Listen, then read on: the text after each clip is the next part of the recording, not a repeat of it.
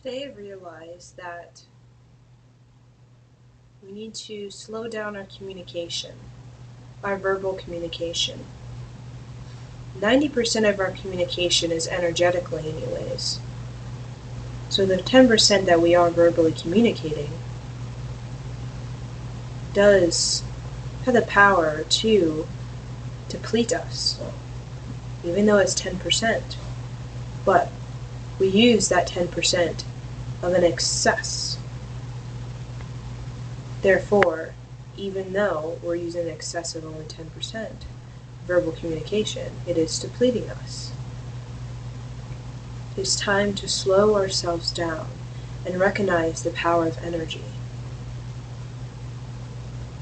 Many souls, particularly in relationships, they want to get what they have to say across to the other person.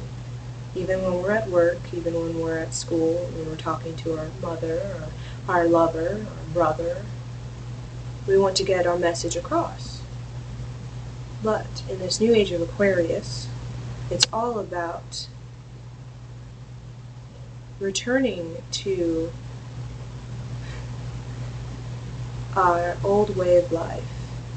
But not our old way of life, it is a reinventing of that old way of life. And what I'm speaking of is our way of life before 10,000 years ago.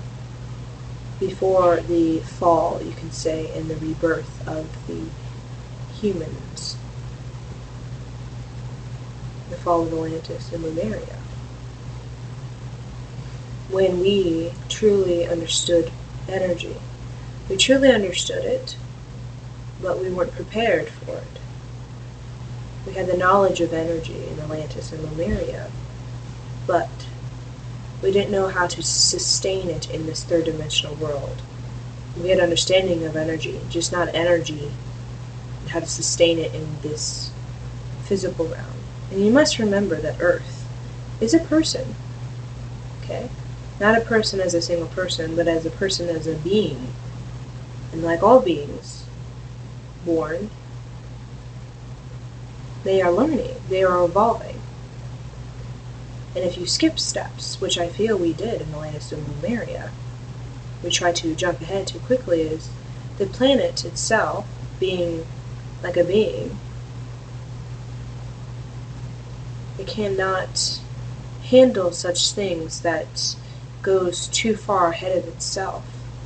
It's like jumping way ahead, and the Earth can't keep up. So therefore, the Earth needs to shake itself, to slow itself down. Slow itself down so it can begin to comprehend what it is that was being done to the planet, therefore leading to the fall of Atlantis and Lemuria. It was mainly the world wanting to slow itself down so it could comprehend what was being done to the world through the advancements in energy and technology. But that shake-up led to the stop, you could say, of humans, and then years later, the bring up again of humans. Because by then, talking about Egyptian 10,000 years ago, by then the Earth, through the process of slowing itself down, process of contemplation, all beings need to contemplate the shifts, the changes that occur. Because that is where true understanding comes. And that Earth didn't have contemplation time because the humans were rapidly growing so quickly the planet couldn't catch up. There was no time to think. Just go, go, go, go, go. And it's just like a kid that's just reading, like just skimming over the textbook. They're not going to truly understand the concepts and theories in the textbook if they're just skimming over everything. There needs to be a time to read it, contemplate it, before you move on to the next chapter. And Earth didn't have that period, so it wanted to slow itself down so it could thoroughly examine what was going on. Thoroughly examine.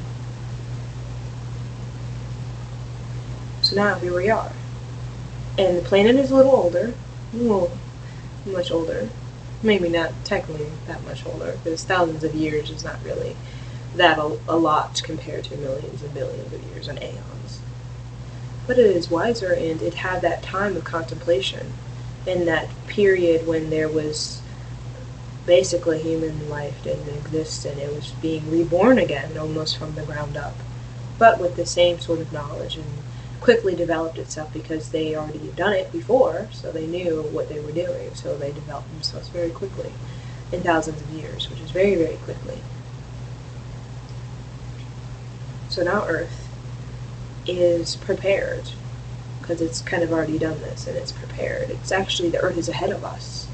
Before, the Earth was behind us, because the Earth was new. It was like an infant. It was like a child. And we souls were like star seeds brought here with all our advanced wisdom that just went way over the Earth's head. But now the Earth's ahead of us, because the Earth, very wise because of that period of Atlantis and Lemuria, it watched us. It watched us. It was very vigilant of what we did. So now it knows, it's prepared for the resurrection of the Golden Age. The Golden Age happened. Atlantis and Lemuria. There's a resurrection of it. You could say it's the old way of life, but it's reinvented old way of life. It's not the same. It's more of a balanced, is what the word I would describe. Balanced. More in sync, more in oneness. Masculine, feminine, more in balance. Before, it was not as balanced. There was a heightened sense of femininity in Atlantis and Lemuria. Heightened sense of femininity, and there was an imbalance in the masculinity. Imbalance. There was a distrust in action. There was confusion with action. Confusion in the masculine body. The women had the vision, the feminine had the vision, but the masculine energy had a confusion action, was unsure of the action. Acted upon action that was not of confidence, more of. So, that being said, energy. 90% of it is being used just by me sitting here. Even when I'm not saying anything, you're picking something up from me energetically. And that is more powerful than the 10%, which is verbal communication. So when you are communicating to your partner, your lover, your brother, your mother, your father, your friend, recognize that true union with anyone in your family is going to require you to do dedication to yourself, getting your energy nice. When I mean nice, getting your energy in a state of constant change. Constant change is fluidity. There's nothing more peaceful than an energy that is fluid. Energy that flows. Just flows. Flows. But in our habitual patterns, we create pockets of stagnation in our energy. So our energy is flowing, and then it hits a barrier, and then it flows, and then it hits a barrier. And that is an energy that can create space of frustration, irritation, and all that. Let's remember, in moments when you are faced with individuals around you that are frustrated and irritated, your loved ones, the best thing you can do is give to them. Give to them love. Send them love. Quietness is really an energy we don't step into too frequently in our love relationships. Silence. Quietness. Just sitting there, projecting love, being of love, thinking of love, feeling of love. That there can change energy, can crack open the heart from any sort of irritation. And also with relationships, it's important when it comes to communication, verbal communication, to express to your partner that it's okay for them to feel the way they feel. Shame goes on in partnerships. I see it too frequently. I feel it. Shame in the form of, you can't say that. You can't just say that to me. You can't. What? That's mean. Why would you express that you need you need to kind of have a break, and you need to kind of go in your solitude, in your space. That you don't like me. What? None of that. You need to let your partner know it's okay for them to feel the way they feel. Because that opens up the heart.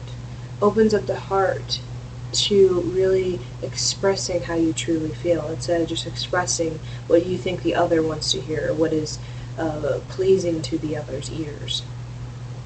When you can truly express how you truly feel, then you're really in a union or partnership of heart to heart, rather than just trying to please each other, because that it gets exhausting, let's be honest. That gets exhausting. Trying to always please, trying to say something that is pleasing, that doesn't shake the boat in the relationship. It is true. If you are feeling frustration, irritation in your relationship, all you have to do is just be still. Just be quiet, just be still. Just contemplate it and meditate on what it is that you're feeling, and recognize, is that what you want to say next? Is that coming from a place of love, or is that coming from a place of fear of lack? And not getting what you want in the partnership, not getting what you desire in the partnership. Change in yourself is the best ingredient for a happy partnership. Because everyone seeks change in their partnerships. Nobody likes habitual patterns, because it gets boring and it gets dull, and then it's like you're a zombie, like you're dead, just going through the motions of your day-to-day routines. You must recognize, two drained people do not make a union. Most relationships that I see are two drained people coming home depleted from their job, coming from workout depleted, coming from somewhere and depleted, and they meet their spouse, and two depleted people watching TV together, depleted. That does not make a union. That does not make a relationship. It's the old way of relating to each other. But right now, at this age of Aquarius, we are seeking to have the beloved connection. The beloved connection, whereas two people that are dedicated to themselves, together, living harmoniously. You must be committed to your individual work, your individual self-work, before you can even think about it being a union. You need to recognize, where are you putting your energy to? Many people, they're putting energy more so towards, why don't I have a relationship? Why is this person not doing this? Or what's going on? Why am I not in love? You must recognize where your energy is going towards. So many things are depleting us. You need to pull back your energy. If you spend more time on your self-work, on your self-healing, on your self-love, and your Kundalini practices, your daily practices that energize your body, create spontaneity in your energy field. Fluid movement, create fluid movement, not stagnant movement, where every single day you wake up with the same thoughts, with the same sort of ideas, the same perceptions. Every single day you feel like you're the same person. No, every single day you should wake up and feel like you're a different person. That is the goal. And you spend more energy focusing on that, you'll feel so content that you won't even need to put energy towards, why don't I have a relationship? Why is this relationship not going the way I want it to go?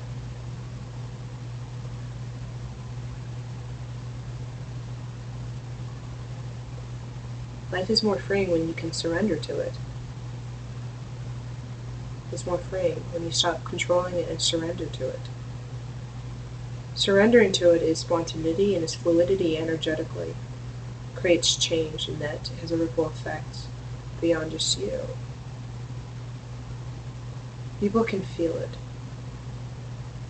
I encourage you to go out there through the mall, wherever you're going, to the grocery store, after you've done some great energetic elevation of your energy, and see the way people respond to you. We don't need to verbally communicate of an excess anymore. We don't need to use that 10% and use it so much that it drains our whole entire energy. We need to slow ourselves down and recognize that we don't need to just verbally communicate to get our message across. We can also project our energy. You can tell that I'm different from my other videos in this video. because I'm slowing myself down and I'm using the 90% to also get the message across. Before, I didn't really understand that you guys can actually feel the message through my actual energetic body, feel the message without even me communicating it. And that is, I feel, one of our purest way to get a message across, is not just using our 10% of verbal, but using the 90% as well. That is our energy. Our energy. So can you guys feel my energy? Because that's how we really determine who people are to us, by their energy. Like-minded people. It's not by what they say. They say they like softball, we like softball. It's by their energy. That's what we have in common with them. And when we elevate our energy, we find ourselves no longer in common with them. So, that being said, the more you elevate your energy, the more you find yourself at peace with life and fully living. You won't get bored. Boredom leaves a space for discontentment. It does. You feel bored and you easily get discontented with life. When you're changing every day, doing things, dancing is one way to really create fluidity in your life. Dance. Dance before you go to bed. Take a nice cold shower when you wake up to get your body shocked. Do things that create spontaneity. I'm sure, I know, you will not feel discontent. Boredom will not be in your life. You will not feel like you're waiting for something. Everything is happening all at once. Everything is happening now. So if you're waiting on something to happen for you to feel alive and to begin to participate in life, then you're wasting your energy. You're wasting your life away